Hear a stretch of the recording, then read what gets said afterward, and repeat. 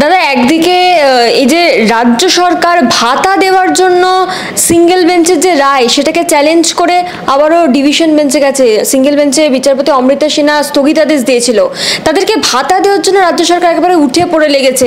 অথচ আবার এই যে আমাদের পাড়া আমাদের সমাধানে 8,000 কোটি টাকা বরাদ্দ করছে, কিন্তু যখন ডিএ দিতে হয় তখন সেই ডিএ দেওয়ার বেলায় সুপ্রিম কোর্টের কাছে বারংবার সময় চাইছে। পুজোর অনুদান মুখ্যমন্ত্রী ঘোষণা করবেন আজকে, কি বলবেন? ডিএটা যখন দেওয়ার প্রসঙ্গ আসছে তখন রাজ্য সরকারের কাছে টাকা থাকছে না। প্রথম কথা আপনাকে বলি যে আমার পাড়া আমার সমাধান একটাই, তৃণমূল তাড়ান, মমতা ভাগান, এছাড়া আর কোনো সমাধান নেই। আর যে 8,000 কোটি টাকা ব্যবহার করা হবে, এই 8,000 কোটি টাকা সিংহভাগ নয়, প্রায় সমস্ত টাকাটাই, পুরো টাকাটাই প্রায় কেন্দ্রীয় সরকারের বিভিন্ন প্রকল্পের টাকা, যেগুলো উনি খরচ করতে পারেননি সেগুলোকে এখানে বিভিন্ন খাতে খরচ করা হবে। একদম নির্দিষ্ট করে কেন্দ্রীয় সরকার যে যে কাজের জন্য টাকাটা দিয়েছিলেন, একদম আমি আপনাকে বলে দিচ্ছি, দেখবেন তার বাইরে এরা কোথাও কাজ করতে পারবে না। ছোট সড়ক, স্থানীয় পাবলিক ইউজ টয়লেটস, লাইটের ব্যবস্থা যদি না থাকে এগুলোর বাইরে আর কোথাও করতে পারবেন। এগুলো পুরসভাকে দিয়ে করাতে পারতেন। যদি আপনার মনে হয় যে আপনি করাবেন তো পুরসভাকে দিয়ে করালেন না কেন? কিন্তু কেন পুরসভাকে দিয়ে করালেন না, কেন নিজে অ্যানাউন্স করে করছেন? কারণ সামনে ভোট আছে, লোককে আরেকবার ভুল বোঝাবেন। যেমন উনি খাদ্যসাথী চালু করেছিলেন, পরে মানুষের সেই ভুল ভেঙেছে যে এই টাকাটা, এই খাবারটা কেন্দ্রীয় সরকার দেয়, খাদ্যশস্য কেন্দ্রীয় সরকার দেয়, সেইভাবে কেন্দ্রীয় সরকারের টাকায় আবার নিজের নামে চালানোর একটা ব্যর্থ প্রচেষ্টা উনি করবেন, যাই করুন না কেন। দেখুন, লক্ষ্মী ভাণ্ডার, কন্যাশ্রী, যুবশ্রী, তারপর রূপশ্রী, এগুলো হচ্ছে মানুষের কাছে ডাইরেক্ট টাকা পৌঁছানোর ব্যাপার থাকে। আর এটা হচ্ছে আপনার পাড়ার উন্নয়ন। তো পাড়ার উন্নয়নের জন্য যদি একটা বুথ পিছু 10 লাখ করে দেওয়া হয়, আমাদের ওয়ার্ডের যে কটা বুথ আছে সেই কটা বুথের টাকা আমার ওয়ার্ডের জন্য স্যাংশন করে দিতে পারতেন, আমরা সেই টাকাটা খরচা করতাম। কিন্তু সেটা উনি করতে পারেননি বা করেননি। তার কারণ হচ্ছে সামনে ভোট আছে, মানুষকে এটা ভুল বোঝানোর একটা পরিকল্পনা। এই যে বারংবার ভিন রাজ্যে জেনে গেছে যে ভোট এলেই মমতা ঝুলি নিয়ে বাজারে বেরিয়ে পড়বে, যে মানুষকে কিছু পাইয়ে দেবে, পাইয়ে দিয়ে তার ভোট বৈতরণী পার হওয়ার চেষ্টা করবে। এটা বারবার সফল হয় না। বারংবার পরিযায়ী শ্রমিক, বাংলাভাষী পরিযায়ী শ্রমিকরা ভিন রাজ্যে আক্রান্ত হচ্ছে, এই নিয়ে সরব তৃণমূল কংগ্রেস। মুখ্যমন্ত্রী ভাষা আন্দোলন করছেন, সাথে অনুব্রত। আপনি তো বলেই দিলেন কেমন ভাষা। আমি বলি, প্রথমত মা, তুমি তোমার মুখের ভাষা ঠিক করো। তুমি যে ভাষায় মাঝে মাঝে স্টেজে কথা বলে ফেলো যে আমি হলাম চুলটা আপনি হিন্দিতে শুনবেন, চুলের মুখ্যমন্ত্রী, আমি শালা অমুক, আমি তমুক, এই যে ধরনের কথা, বা ধরুন ওদের মুখপত্র যেভাবে খায়ের ছেলে, শান্তির ছেলে, ওদের কল্যাণ যেভাবে বলে চলেছে ক্রমাগত, সেই আচ্ছা অনুব্রতর কথা তো ছেড়েই দিলাম, ও বাংলা শুনলে বিদ্যাসাগর আরেকবার সুইসাইড করতেন। তো সেই যে ব্যাপারটা, এই ব্যাপারে ওদের এই ভাষা আন্দোলন যে পুরোটাই ফার্স, এটা মানুষ বুঝতে শিখেছে। 8,200 বাংলা স্কুল তুলে আর 20,000 বাংলা মদের দোকান দিয়ে যদি কেউ ভাবেন বাংলার রেনেসাঁসের নতুন রামমোহন রায় হবেন, সেটা তার ব্যর্থতা, মূর্খামি, এছাড়া আমার কিছু বলার নেই। অভিষেক বন্দ্যোপাধ্যায় তো বলছেন যে বিজেপি ভোটে হেরেছে, তাই মানুষের ভোটাধিকার কাটতে চাইছে এই এসআইআর এর মাধ্যমে। আচ্ছা, এর আগে তো মমতা ব্যানার্জি তখনও ক্ষমতায় আসেননি, তখনও তো এসআইআর হয়েছিল, তারপরেও তো মমতা ব্যানার্জি হেরে গেছিলেন। 2002 সালে এসআইআর যে হয়েছিল, সেই এসআইআরে 28 লাখ লোকের নাম বাদ গেছিল। 2002 সালে যে এসআইআরটি হয় সেটা ভারতবর্ষের 12তম এসআইআর।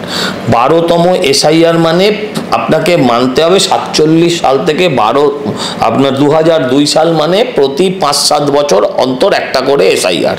যদি 5-7 বছর এসআইআরে, এবং তখন 7 কোটি পশ্চিমবঙ্গের ভোটার, 4 কোটি পশ্চিমবঙ্গের ভোটার, এই 4 কোটি পশ্চিমবঙ্গের ভোটারে যদি 5-6 বছর আগে হয়ে যাওয়া এসআইআর এর পরিপ্রেক্ষিতে যদি 28 লাখ লোকের নাম বাদ যায়, তাহলে আপনি ভাবুন যে 23 বছর বাদে 7 কোটির বাংলায় এসআইআরে কত লোকের নাম বাদ যেতে পারে। আমি আবারও বলছি, একজনও বৈধ ভোটারের নাম বাদ যাওয়ার কোনো কারণ নেই। যারা মৃত তারাই তৃণমূলকে জীবিত রেখেছে, তাই তাদের ভোট কাটতে দেবে না। যারা নেই, ছেড়ে চলে গেছেন, তাদের ভোট থাকতে দেব না। হ্যাঁ, এগুলি হচ্ছে ওদের সম্পদ, ভৌতিক ভোটার। হ্যাঁ, সেটা হচ্ছে ওদের জন্য, হ্যাঁ, ওদের হচ্ছে মৃত সঞ্জীবনী সুধা। এই ভোটারকে রাখা যাবে না। আর যাদের দু জায়গায় নাম আছে তাদের নাম বাদ যাবে, প্লাস যারা রোহিঙ্গা, যারা অনুপ্রবেশকারী, তাদের তো যা করা হচ্ছে তাই হবে। কিন্তু বিএলআর তো মুখ্যমন্ত্রী বিএলওদের হুঁশিয়ারি দিচ্ছেন যে এই রাজ্যেই আপনাদেরকে কাজ করতে হয়। বিহারেও কিছু বিএলও সরকারের কথা শুনে করতে গেছিল, তাদের মধ্যে 60 জন 70 জনের বিরুদ্ধে এফআইআর হয়েছে, তারা কেউ কেউ হয়তো গ্রেপ্তারও হয়েছে ইতিমধ্যে।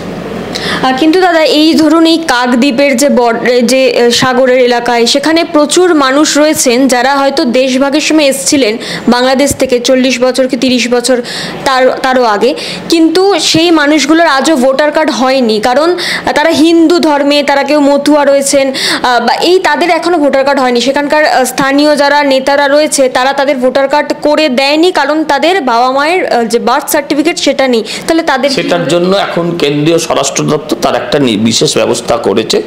তারা নতুন করে ভোটার লিস্টে নাম তোলার, যারা শরণার্থী, ধর্মীয় কারণে যারা শরণার্থী, তাদের ভোটার নাম তোলা হচ্ছে। যারা মতুয়া তারা জানেন কোথায় যোগাযোগ করতে হবে, তারা তাদের ঠিক সঠিক জায়গায় তাদের সংগঠনে যোগাযোগ করুন, তাদের কার্ড হয়ে যাবে। আর এই যে পরিযায়ী শ্রমিক নিয়ে এখন মুখ্যমন্ত্রী এত কিছু বলছেন যে এই যে 22 লক্ষ পরিযায়ী শ্রমিক দরকার নেই, তাদেরকে ওখানে কাজ করা, তাদেরকে ফিরিয়ে আনা হোক, তাদের কাজ দেবেন। কথা হচ্ছে 22 লক্ষ আপনাকে বা মুখ্যমন্ত্রীকে কে বললো?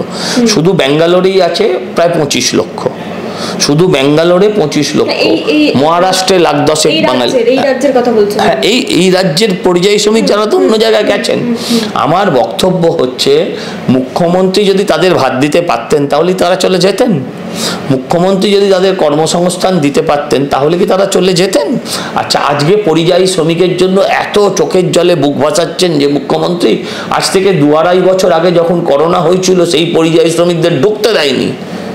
সেই পরিযায়ী শ্রমিকদের পশ্চিমবঙ্গে ঢুকতে দেয়নি যখন সমস্ত জায়গার সরকার তাদের শ্রমিকদের ফিরিয়ে নিয়েছিল, তখন মুখ্যমন্ত্রী ঢুকতে দেননি, কারণ বলেছিলেন করোনা এক্সপ্রেস আসবে, ওটা তাই ঢুকতে দেওয়া হয়নি।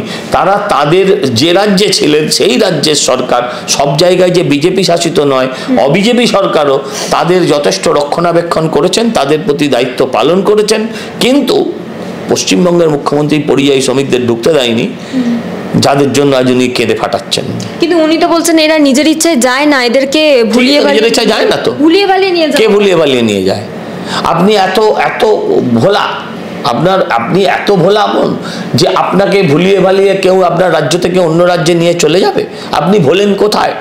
আপনি ভোলেন মায়ের চোখের জলে, আপনি ভোলেন আপনার পরিবারের দুর্দশায়, আপনি ভুলে যান যখন আপনার ছেলে মেয়ের লেখাপড়ার ব্যবস্থা আপনি করতে পারেন না অর্থনৈতিক কারণে, তখন আপনি সব ভুলে চলে যান। মুখ্যমন্ত্রী ভুলিয়ে নিয়ে চলে যাবে, বা কিছু পাচারকারী ভুলিয়ে নিয়ে চলে যাবে? সেই পাচারকারীদের গ্রেপ্তার করা হয়নি কেন? আমি একটা কথা বলি, এতদিন উনি কি বলছিলেন? বাংলা বলছে বলে বাঙালিদের গ্রেপ্তার করা হচ্ছে। আজকে সারাদিনে তো প্রচুর বাংলাদেশিকে বাংলার পুলিশ গ্রেপ্তার করেছে। তারাও কি বাংলা বলছে বলে গ্রেপ্তার হয়েছে? তারাও কি বাংলা বলছে বলে গ্রেপ্তার হয়েছে? হঠাৎ পুলিশের এই ভূমিকা কেন? তারা গ্রেপ্তার করছে কেন? তারা বুঝতে পারছে পরিবর্তন আসছে।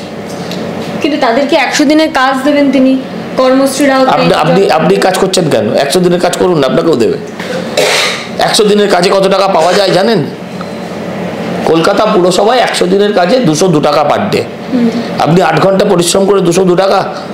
আমি কারোর প্রতি কাউকে ছোট করে বলছি না, বাড়িতে যারা ঠিকে কাজও করেন, হ্যাঁ, সেই মা বোনেরাও 200 টাকা পার ডে নেয় না এখন, তাদেরও মাইনে তার থেকে বেশি। এখানে 8 ঘন্টা কাজ করিয়ে 202 টাকা, রাজমিস্ত্রি পাবে 1000 টাকা, আর যে শ্রমিক হবে 100 দিনের শ্রমিক হবে সে পাবে 202 টাকা। এটা হয় না, এটা দিয়ে সংসার চলে না। মুখ্যমন্ত্রীকে সংসার তো চালাতে হয় না, সব ফ্রিতে হয় তো। ওনার গাড়ির তেল আমার পয়সায়, ওনার গাড়ি আপনার পয়সায়, হ্যাঁ, ওনার হাওয়াই চটিটাও কার পয়সায় সেটা দেখতে হবে। ওটা আগে সারদা কিনে দিত শুনেছি, এখন কে দেয় জানি না। তো এই তো হচ্ছে বিষয়। বাংলা বললেই কি তারা বাংলাদেশি হয়ে যাবে? ফিরহাদ হাকিমের প্রশ্ন এটা। না, বাংলা বললে নিশ্চয়ই বাংলাদেশি হবে না। আমি বলছি বাংলাদেশি, বাংলা বললে বাংলাদেশি হবে না, আর নাকচাপটা হলেই রোহিঙ্গা হবে না। ফিরহাদ হাকিম বলেছেন নাকচাপটা রোহিঙ্গা দেখতে, নাকচাপটা হলেই রোহিঙ্গা হবে না। যারা বাংলাদেশি তারা বাংলাদেশি হবে, যারা রোহিঙ্গা তারা রোহিঙ্গা হবে।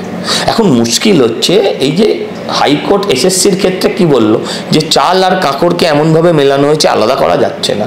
এরকম 2-4টে ক্ষেত্রে এরকম হয়েছে, চাল আর কাঁকড় আলাদা করতে গিয়ে হয়তো কোথাও কাঁকড়ের সাথে চাল চলে গেছে, সেই ভুল এই রাজ্যে, এই দেশের সরকারই তারা মেনে নিয়েছে এবং ফেরত দিয়েছে। যদি ফেরত না নিত কি করতে পারতেন? যদি আমার দেশের সরকার তাদের ফেরত না নিত কি করতে পারতেন? আর যারা বাংলাদেশি তারাই বাংলাদেশে ফিরে যাচ্ছেন, যারা রোহিঙ্গা তারাই নিজের দেশে ফিরে যাচ্ছেন, এবং ফিরতে হবে। আচ্ছা, শাসক দল SIR এ এত ভয় কেন পাচ্ছে? ভোটে হেরে যাবে বলে। এই যে বললাম, মৃত ভোটাররাই ওনাদেরকে জীবিত রাখার একমাত্র অবলম্বন। এর আগে তো মমতা ব্যানার্জি নিজেই 1 কোটি বাংলাদেশি অনুপ্রবেশকারী পশ্চিমবঙ্গ মানুষের বসবাসের জন্য অযোগ্য, এসব কথা আমাদের নয়, মমতা ব্যানার্জির কথা। আজকে তিনি ক্ষমতায় 2005 সালে তিনি বলেছিলেন, 11 সালে ক্ষমতা এসছেন, তারপর থেকে তার সম্পদ হয়ে গেল। যেগুলো একসময় তার জন্য আপদ ছিল, তার ভোটের জন্য বিপদ ছিল, তারা এখন তার আপদ হয়ে গিয়েছে, তারা তখন সম্পদ হয়ে গিয়েছে। কি করব? এই যে OBC নিয়ে যে মামলা ছিল, যার কারণে দীর্ঘদিন ধরে কলেজে ভর্তি বন্ধ ছিল, এই OBC নিয়ে মামলার যখন সুপ্রিম কোর্টের রায়টা এলো, তখন কুণাল ঘোষ একটি টুইট করে বলেছিলেন, এই এত হয়রানির পর যারা পৈশাচিক নৃত্য করছিল, যারা বড় বড় ডায়লগ মারছিল, তারা এখন কোথায় লুকিয়ে? আমি একটা কথা বলবো, এবারে তো OBCর জন্য হয়েছে, গতবারে কি হয়েছিল? গতবারও তো 2-2.5 মাস বাদে কলেজে ভর্তি শুরু হয়েছিল।